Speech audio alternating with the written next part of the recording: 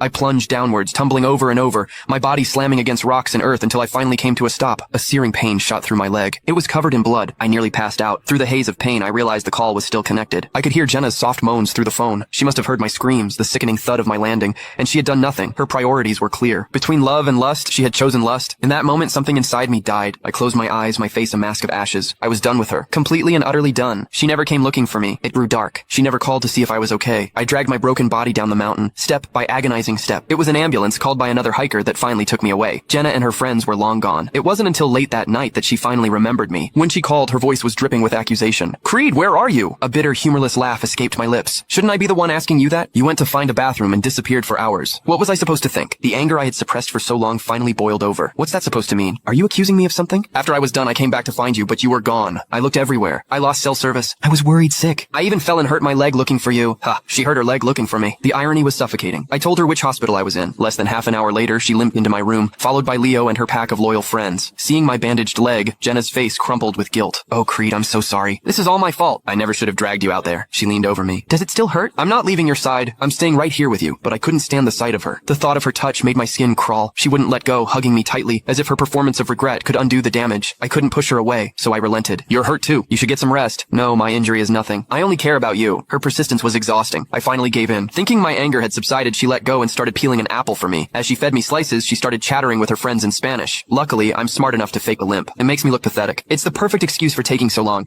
You're a genius. I know, right? Look at my Creed. He's already forgotten all about yesterday. That damn simp. He forgave you that quickly. Of course he did. Because my Creed loves me. My body went rigid. The air in my lungs turned to stone. Why was her entire life a lie? For a fleeting moment, I had almost believed she was really hurt. Had almost considered forgiving her. I was a fool. This woman was incapable of telling the truth. Then, right there in front of me, they started reliving their little adventure in the woods, laughing about the details. They bragged about their sexual histories, throwing condescending glances my way. The day I was discharged from the hospital was the day of our engagement party. Jenna was breathtaking in a stunning evening gown. Leo stood right behind her. He took her hand, his voice laced with emotion. "Jenna, are you really going to marry him? What about me? What am I? You're my plaything, but I love you, and I love Creed more. After we're married, this is over between us. I'm going to change. I'm going to be a good wife." I watched the scene on the security monitor in my apartment as I packed my last suitcase and chatted on the phone with my boss. "The flight leaves in about 2 hours. I'm heading out now. See you in Paris." I hung up, zipped my suitcase, and walked out without a backward glance. But before I left, I had one last gift for Jenna. At the party, Jenna was growing anxious, constantly scanning the crowd for me. She pulled out her phone, but before she could dial, my best friend Mark intercepted her, a glass of champagne in his hand. "Congratulations, Jenna," he said with a wide grin. "My buddy Creed, he takes relationships very seriously. Don't you worry, he'll be here on time." He paused, then added, "Oh, but he does have one flaw. He absolutely cannot stand betrayal." Jenna managed a tight, forced smile. Just as she was about to reply, Mark snapped his fingers. "I almost forgot to tell you the craziest thing. We're all from the same area, you know? Creed too. Before he moved to New York, he grew up in the same region as you. His town was right next to yours. Look, here's a copy of his old ID. I'm not kidding. I can even prove it." And then, Mark switched to fluent, perfect Spanish.